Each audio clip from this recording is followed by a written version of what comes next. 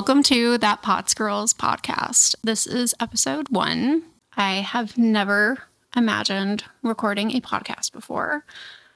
I'm very new to it. I also thought that I was a terrible public speaker. So the fact of anyone asking me to do a podcast is mind-boggling a little bit. So if I'm rusty, give me time. I will work on it. So in That Pots Girls podcast, we're going to be talking about POTS, symptoms. I'm going to be working on trying to help be able to guide you guys in the right direction while also giving you information about POTS. The one thing that I will note is that when you're watching this, just grab a tea or a cup or something that makes you feel cozy. Sit down, wrap up in a blanket, and just make this quality, good connecting time.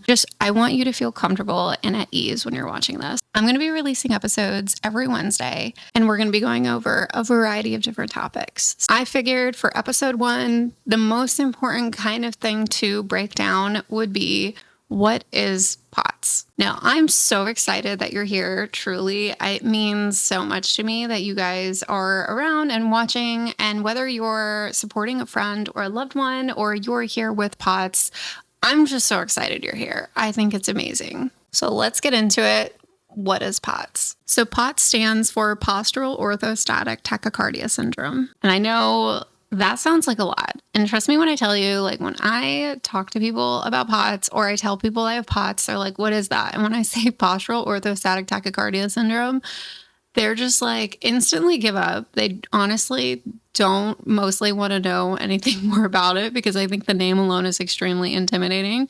It can be a lot to say, and then it can be a lot to explain. Not very easy, so that's why it's easy just to say, I have POTS. But let's try to break it down so it's a little easier to understand. So postural means it has to do with your body position. Orthostatic means standing upright. And tachycardia means fast heart rate. So essentially, POTS is when you are going from a laying position to standing up and your heart rate increases. But here's kind of the crazy thing, is that POTS is not a heart condition. It's actually a disorder of the autonomic nervous system, which is the system in your body that normally functions stuff like heart rate, blood pressure, digestion, and temperature regulation. So when that system is dysregulated, everything just feels completely off. Now let's talk about what POTS actually feels like. Because this is something that's really sensitive. If you have POTS or if you know someone who has POTS, it's really hard to explain. So to be able to help better explain it, we're going to go into what it feels like. For many POTS patients, they can feel a variety of different symptoms. Your heart is racing for no reason. You feel dizzy and lightheaded when you stand. You feel like you might faint or you actually do faint. I've fainted a few times in my life.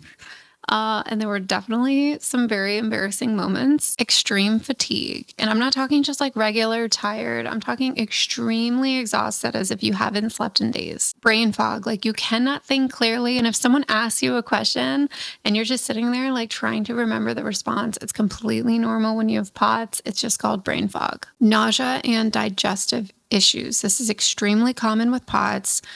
A lot of us can have a variety of digestive issues, feeling shaky or anxious or an out of body. And this is why a lot of doctors can automatically, the first thing they'll do is diagnose you with anxiety. So one of the most common things that I hear and that breaks my heart completely is that I feel like I'm dying, but all my tests come back normal. And I can completely relate to this. I went through this for most of my life. I've had POTS since I was 14 years old. And when I would go get tested, everything would come back normal. The only time it didn't was when I was 14, 15, and my white blood cell count was really high. And that was it. Other than that, nothing came back abnormal. But I felt like I was dying so many times in my life that I thought that I was just going to one day croak and they were going to have the answers to what happened and why. But that can be the most frustrating part about having POTS, is because it's an invisible illness. So you can look completely fine on the outside and function completely fine some days, but then other days you literally feel like you're dying. POTS is always misunderstood, and that's because it doesn't pop up as it should on standardized tests. It doesn't show up clearly, and there's It's very hard to diagnose it properly unless you start seeing the right doctors who specialize in POTS and have POTS patients. A lot of people get told it's just anxiety. You're dehydrated. You need to exercise more. They also often get told basically 3 things every single time, and it's just eat more salt, drink electrolytes, and wear compression socks. And while those things can help, they don't actually help treat the root problem or actually change your lifestyle to better your POTS, or can actually remove most of your symptoms. POTS is very complex and it can be connected to a few different things. Let's get into that. Nervous system dysregulation, blood volume issues, gut health.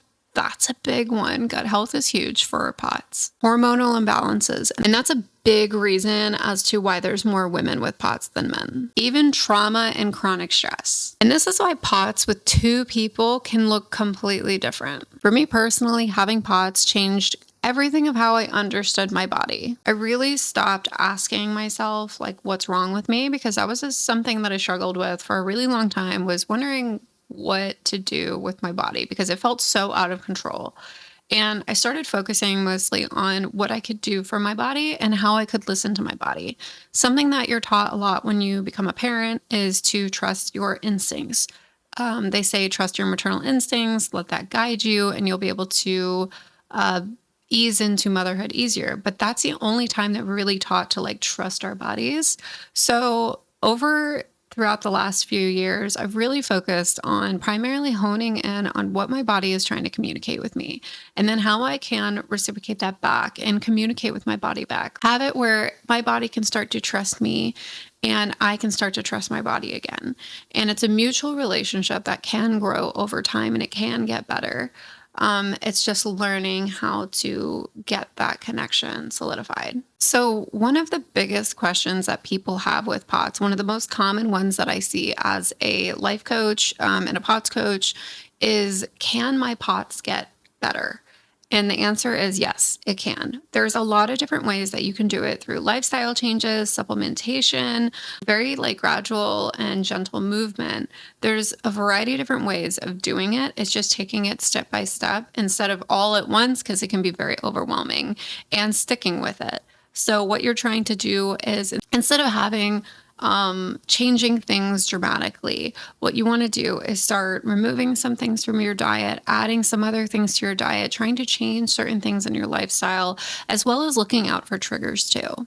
It's definitely not about one pill and one fix. It's a variety of different things that will need to change to be able to start to see improvement on symptoms. And it's about supporting your body in a variety of different ways, including hydration, salt intake, nervous system regulation, gentle movement, diet and gut health, and sleeping routines, because sleeping is very important and we should be having a good, healthy amount of sleep every night. Healing with POTS is not linear, but the progress is possible. We're going to go more into the symptoms of POTS and how it affects obviously not just your heart, but other things too. And the one that we're going to get into right now is the brain. A lot of people experience different symptoms like brain fog or feeling disconnected. Headaches and migraines are also a symptom of POTS too. Sensitivity to light and sound, and difficulty focusing and processing information. It can feel like you're not fully in your body, and this can be really frustrating, especially when you're trying to work or go to school. Like a lot of young adults or teenagers, it can be really hard to focus in the classroom. And that alone can be very unsettling. The other symptom that can be really difficult is the level of fatigue. Fatigue with POTS is not just being tired. It's waking up already exhausted, feeling like your body is actually being weighed down, crashing after very small tasks and you have to take a lot of breaks, and needing to lay down just to function. And sometimes you'll have moments where you like feel okay and everything feels great.